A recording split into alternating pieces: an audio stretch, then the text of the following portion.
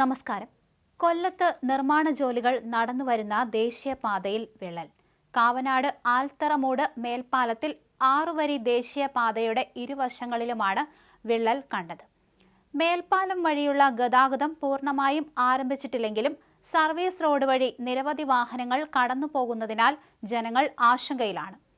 ദേശീയപാതയുടെ ഇരുവശങ്ങളിലും 100 മീറ്ററോളം നീളത്തിലാണ് വിള്ളൽ രൂപപ്പെട്ടത്. ടാറിംഗ് ജോലികൾ പൂർത്തിയായ റോഡ് വിണ്ടുകീറിയ നിലയിലാണ്. നാട്ടുകാരുടെ പരാതിയെ തുടർന്ന് നിർമ്മാണം നടത്തുന്ന ശിവാലയ കൺസ്ട്രക്ഷൻസ് വിള്ളൽ കണ്ട സ്ഥലങ്ങളിൽ ടാർ ഒഴിച്ച് മറയ്ക്കാൻ ശ്രമിച്ചു. മേൽപ്പാലത്തിൽ വിള്ളൽ കണ്ടതോടെ യാത്രക്കാരും ജനങ്ങളും ആശങ്കയിലാണ്. വിള്ളൽ കാണപ്പെട്ട മേൽപ്പാലത്തിന് ഇരുവശങ്ങളിലുമായുള്ള സർവീസ് റോഡുകൾ വഴി നിരവധി വാഹനങ്ങളാണ് കടന്നുപോകുന്നത്. മാസങ്ങൾക്ക് മുൻപാണ് കൊട്ടിയം മൈലക്കാട് ദേശീയപാതയിലും നിർമ്മാണത്തിലിരുന്ന റോഡിൽ വിള്ളൽ രൂപപ്പെട്ട് തകർന്ന് വലിയ അപകടം ഉണ്ടായത്. മണ്ണിന്റെ ഘടനയും പാരിസ്ഥിതികാഘാത പഠനങ്ങളും നടത്താതെയുള്ള നിർമ്മാണ പ്രവർത്തനങ്ങളാണ് വിള്ളൽ രൂപപ്പെടാൻ കാരണമെന്ന് നാട്ടുകാർ പറയുന്നു. ഈ പാലത്തിൽ ഇപ്പോൾ 2 ദിവസം മുമ്പ് നമ്മൾ മേൽപ്പാലത്തിൽ കൂടി നടക്കാനായിട്ട് ഇറങ്ങിയ കാൽനട യാത്രകൾ കണ്ടതിന് ശേഷമാണ് എന്നെ വിളിച്ചു പറയുന്നത്. ഞാൻ വന്ന് നോക്കിയപ്പോൾ ഏകദേശം 100 മീറ്ററോളം വിള്ളലാണ്.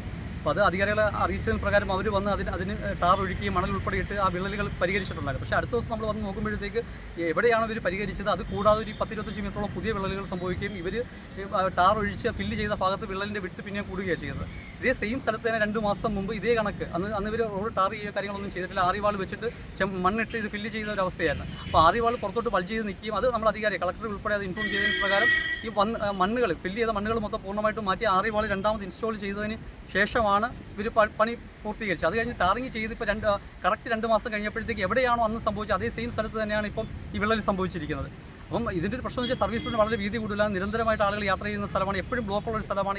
ഏതെങ്കിലും തരത്തിൽ ആറിവാളിന് ഒരു അപകടം സംഭവിച്ചുകൊണ്ട് ആറിവാളങ്ങൾ മറിഞ്ഞ് വീഴുകയാണ് എന്നുണ്ടെങ്കിൽ മൈലക്കാടൊക്കെ സംഭവിച്ചതിനെക്കാട്ടി ഒരു വലിയൊരു ദുരന്തത്തിനായിരിക്കും നമ്മൾ സാക്ഷി വഹിക്കാൻ പോകുന്നത്. അപ്പോൾ അടിയന്തരമായിട്ട് ബന്ധപ്പെട്ട അധികാരികൾ ഇതിൽ ഇടപെട്ടുകൊണ്ട് ഈ ആറിവാൾ പൂർണ്ണമായിട്ട് പൊളിച്ചു മാറ്റി നമുക്ക് എലിവേറ്റഡ് ഹൈവേ വേണം എന്നുള്ളത് തന്നെയാണ് ഞങ്ങളുടെ ആവശ്യം. ഇതേപോലെ ഇൻഡസ്ട്രിയൽ ഏരിയ ആയിട്ടുള്ള ഒരു ഏരിയയാണ്, ജനസാന്ദ്രത കൂടിയ ഒരു ഏരിയയാണ്. അവിടെ സംബന്ധിച്ച് ആറിവാൾ ഒരു തരത്തിലും പ്രായോഗികമല്ല. അപകട സാധ്യത കൂടിയ അപകടങ്ങൾ ഉണ്ടാകാനുള്ള സാധ്യത കൂടുതലാണ്. അപ്പം നമ്മളൊരു വികസനങ്ങൾക്കൊന്നും ഞങ്ങളാരും എതിരല്ല. വികസനങ്ങൾ വേണം, പക്ഷേ അത് ഒരു 50 വർഷം 100 വർഷം മുന്നിൽ കണ്ടുകൊണ്ടുള്ള വികസനങ്ങളാണ് ഞങ്ങൾക്ക് വേണ്ടത്. അത് പൂർണ്ണമായിട്ടും എലിവേറ്റഡ് ഹൈവേ ആണ് ഞങ്ങളുടെ ആവശ്യം. എൻ്റെ പേര് ദീപു ഗംഗാധരൻ. ഞാൻ കൊല്ലം കോർപ്പറേഷൻ്റെ 3ാം ഡിവിഷൻ്റെ കൗൺസിലറാണ്. ഇത് ഡിവിഷനിൽ പെടുന്നതാണ്? ഇത് മീനത്തിശ്ശേരി ഡിവിഷൻ്റെ ഒരു ഭാഗമായിട്ടാണ് ഈ ഹൈവേ വരുന്നത്. ഇവിടെ മണ്ണിട്ടുയർത്തിയുള്ള മേൽപ്പാലം ഒഴിവാക്കി എലിവേറ്റഡ് ഹൈവേ വേണമെന്ന ആവശ്യം മാസങ്ങൾക്ക് മുൻപ് ജനകീയ സമരസമിതി മുന്നോട്ട് വെച്ചു. മണ്ണ് പരിശോധനാ ഫലം വന്നതിന് ശേഷം മാത്രമേ നിർമ്മാണ പ്രവർത്തനങ്ങൾ പൂർത്തിയാക്കൂ എന്നായിരുന്നു ദേശീയപാത അതോറിറ്റിയുടെയും കരാർ കമ്പനിയുടെയും ഉറപ്പ്. എന്നാൽ ആ ഉറപ്പുകളൊക്കെ കാറ്റിൽ പറത്തിയാണ് ഇവിടെ മേൽപ്പാല നിർമ്മാണം നടന്നത്. മേൽപ്പാലത്തിൽ ഇപ്പോൾ രൂപപ്പെട്ട വിള്ളൽ കൂടുതൽ സ്ഥലങ്ങളിലേക്ക് വ്യാപിക്കാനുള്ള സാധ്യതയുണ്ട്.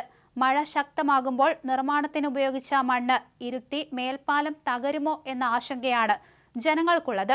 കൊട്ടിയത്ത് സമാന രീതിയിലുണ്ടായ അപകടം വലിയൊരു ദുരന്തത്തിലേക്ക് മാറിയില്ലെങ്കിലും ഇവിടെ സാഹചര്യങ്ങൾ മറ്റൊന്നാണ്.